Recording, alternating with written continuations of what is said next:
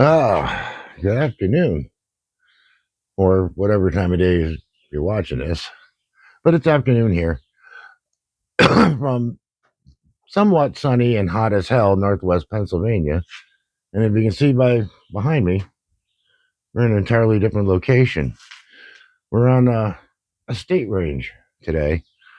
Uh, I think it's really nice that the state of Pennsylvania puts up these nice little ranges. Let me turn this around here. Nice backstops. Oh, come on. There we go. Nice backstops. Nice surroundings. Really quite a nice place. And as usual, there's nobody here but me. And today, if you saw from the thumbnail, we're going to be playing. Well, not playing. I play with it. It's a boy toy, big boy toy. The Lyman trade rifle. Now, Lyman's not in business anymore. Well, they're not selling muzzle loaders anymore. I can't say they're not making them anymore because they never made them in the first place. But that's a Lyman trade rifle, which is pretty much a copy of a Lyman rifle. I know Lyman. But if you go look online, do a little bit of research yourself, you find that the Lyman rifle came out around the same time as the famous Hawken rifle. It's one of those plains guns, usually of a heavy caliber, shorter barrel, something lighter to carry on horseback. Now, this one here is not a big bore. It was a big bore. It was a 54 when I bought it. I have since, over the years, I've put a 36 caliber Green Mountain drop-in barrel. Now, some of you are as old as I am may remember those. They're not really around anymore because factory traditional rifles or traditional like rifles are just not popular anymore. Aside from Pedersolian traditions, you've got nobody but custom makers doing muzzle loaders right now. Guys like Jim Chambers and TVM, all those other makers, and a lot more out there than those guys. Actually, this is the heyday for custom guns. If you don't mind spending $2,000 to $3,000, but you'll have a work of art when you're done with it. But back in the 90s and the early 2000s, this was the kind of gun that you could go to your local sporting goods store and buy. I bought these online. Actually, I bought these from Dixie Gunworks. I bought two of them, one for me and one for my now ex-wife. Not Gypsy, the wife before Gypsy. And we used to go to all these black powder shoots, and if you see me jump off and go over here, the road's right over here. And every time I see a motorcycle go by, I feel a little jealous. Unfortunately, my motorcycle had spun a main bearing and is junk now. So I'm in four-wheel mode for a little while. Anyway, that's another story for another time. These guns are actually the Thompson Center, and I know some people are going to get mad at me. The Thompson Center, the Lyman, and the Lyman rifles were made by a company called Invest Arms, and they're still in existence. So you can find this rifle under the Invest Arms name. That's who made them for Lyman and Thompson Center. But Green Mountain used to make a lot of these barrels, these drop-in barrels. You could get them for whatever caliber you wanted, so long as they fit within the profile of the barrel. So you could get them 58 caliber, 54, 50 caliber, 32 caliber, 36 caliber, and so on.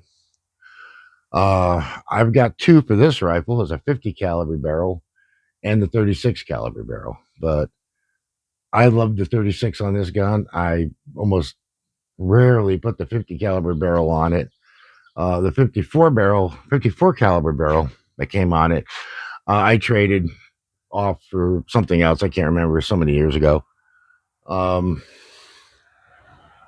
and I'm not a huge 54 caliber fan. I like 50, and then we'll go on up from there, 58 to 62 caliber. We're going to go big bore. I'm going to go real big and go to 62 caliber, which you saw in a previous video of the American Jaeger rifle from TBM. So we're out here today. I'm going to just do a little bit of shooting. We'll videotape some of that. Um, There's something else I was going to say. Oh, pretty much anything that would fit on a Thompson Center will fit on a Lyman, which will fit on an Invest Arms. So if you need a lock for your Thompson Center, uh, you can get an Invest Arms lock. It's exactly the same internal parts. It's all the same. So with that, we're gonna do some shooting. And that's what I came here for. Because I can't ride, might as well shoot. We'll see you in a bit. Uh, yeah, it's definitely hot today. Loading procedure on muzzle loaders. I think you've probably seen a bunch of it out there. It's basically powder, patch, ball. If you're shooting ball, I do prefer a liquid lube rather than a grease lube. I think you've seen that on pretty much any of my videos. Oh, you know what I forgot to do? Be back in a second. I forgot to fill my powder horn. Okay. Yeah, it's a scorcher today.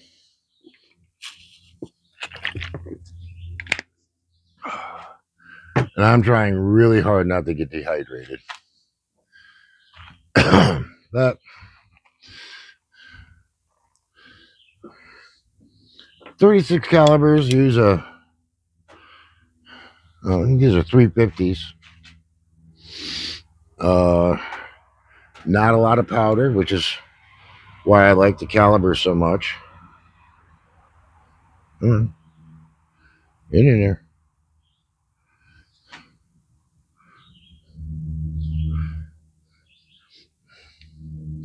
Just a little bitty 35 grain load. That's all it takes. And come on, fingers.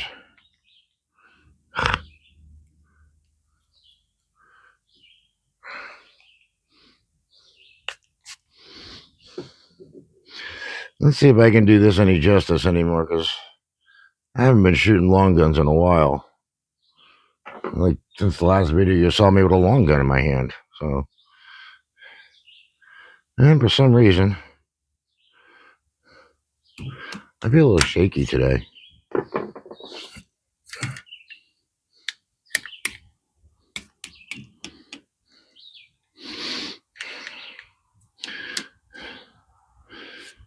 And as usual, this is a flintlock.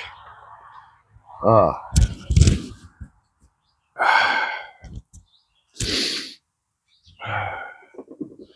yeah, can't forget these. Okay, and a little horn.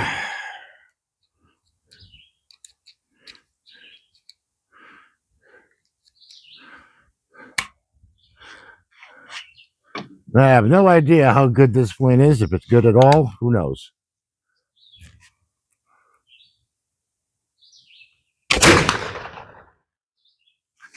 It went bang. I'll do that a few more times. But you got the gist of it.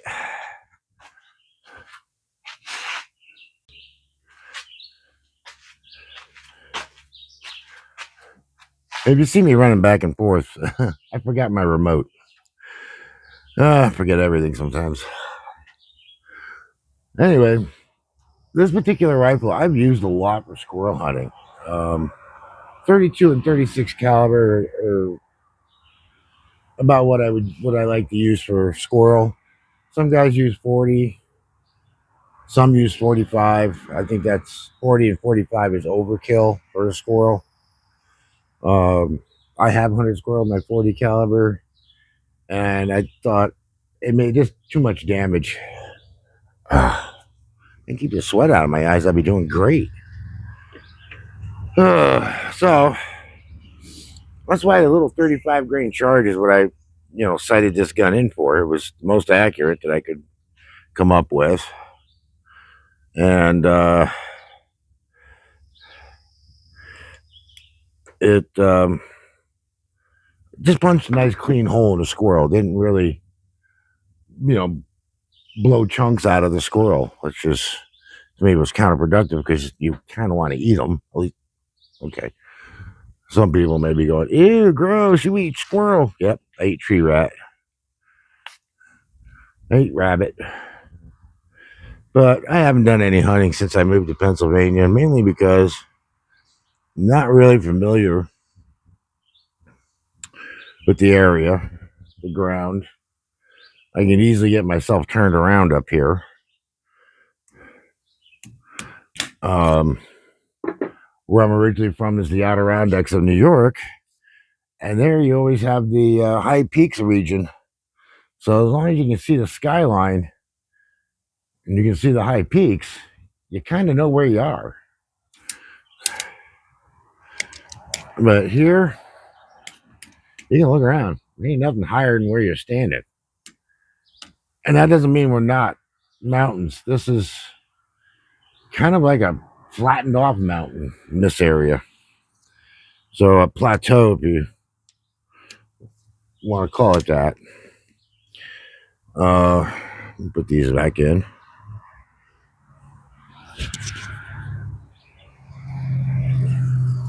So there isn't a whole lot of references around here for me.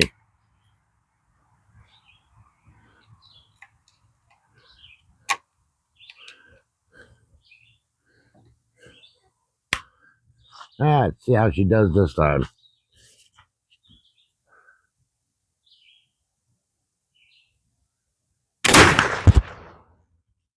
Not bad. Still got a good lock time for an old gun. I'm not going to complain.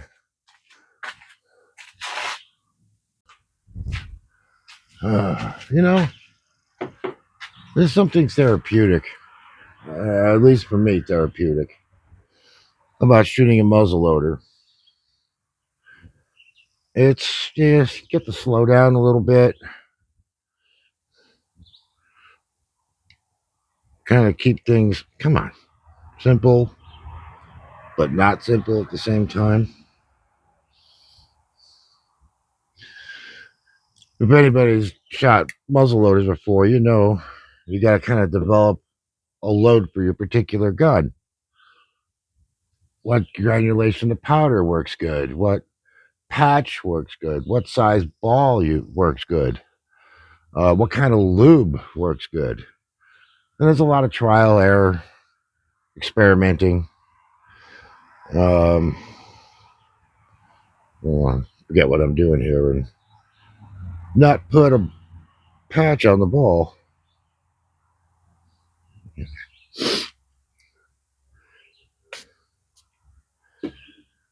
You notice I'm wearing my glasses. No, not because I got something stuck in my eyes. The trials and tribulations of growing old. I was wondering why my shots were stringing really vertically. And I mean drastically vertically. I'm like, what the hell's going on? Then I really started paying attention, and my front sight was buzzing out on me. The back rear sight was staying in focus nice, but the front sight, nah. And I gotta have a good clear front sight picture. Well, I've been shooting handguns for a while, teaching Gypsy, giving her tips and helping her on her way to marksmanship with a handgun. She doesn't need a whole lot of help when it comes to a long gun, so but she's kind of new to handguns. And so I haven't had much time to really shoot a long gun, especially the guns that I love shooting. Yes, I do own cartridge guns. You saw two of them, the 4570s. But there's also 303 British and a bunch of dumb other stuff. But my love is black powder, and handguns to me are kind of a necessity, especially in this day and age. So, getting back to the therapeutic part of it, once you got your load development down,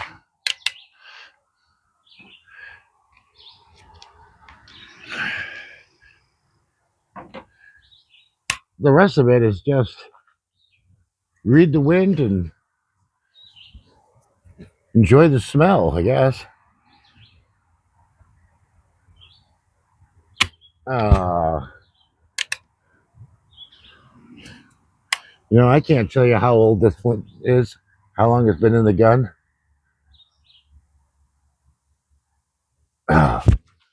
Holy crap. Holding it too long.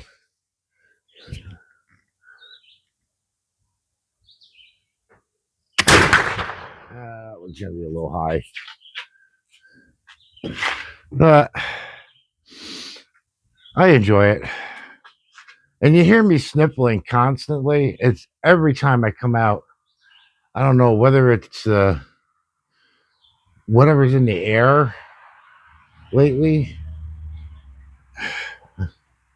I just wind up sniffling all the time. Actually annoying.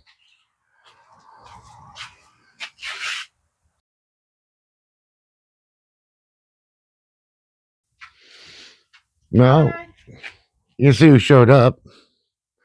She just got out of work, came over, and decided to do a little 22 cranking. Well, I'm glad you guys came along on this to some extent.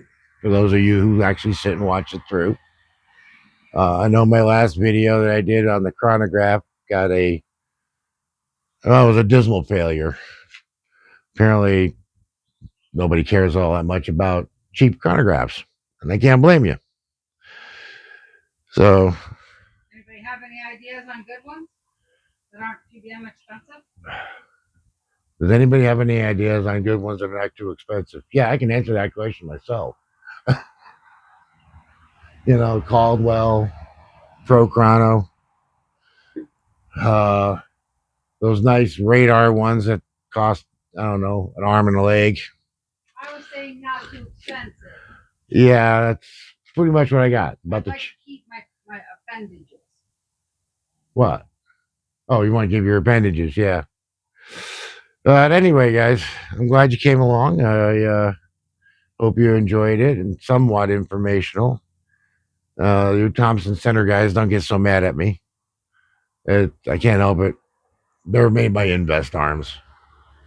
But if you still if you are interested in a gun like this, yeah, go to Dixie Gun Works or Track of the Wolf or I believe even Midway. If you're dealing with them, you can find the Invest Arms trade rifle, which is what the Lyman trade rifle is. Same gun, identical. Alrighty, thank you guys. We'll see you sometime later, hopefully with another set of wheels. Maybe soon. Maybe. Fingers crossed. I hate driving cars. We'll see you later. Take care. I want to drive a new bike too. I know you want a new bike too, but First comes first. yeah, I gotta have a bike. I want to be able to go up a hill more than 40 miles an hour. Yeah, a little 250 just doesn't want to deal with these big old Pennsylvania hills. Couldn't imagine what it'd be like when we were in the Adirondacks when we used to live. Cars behind me would be going, beep, beep, get out of my freaking way. Uh, You ain't supposed to be on the road. You can't go over 40 miles an hour. anyway, have fun, shoot black powder, do fun shit, whatever. And we'll see you later.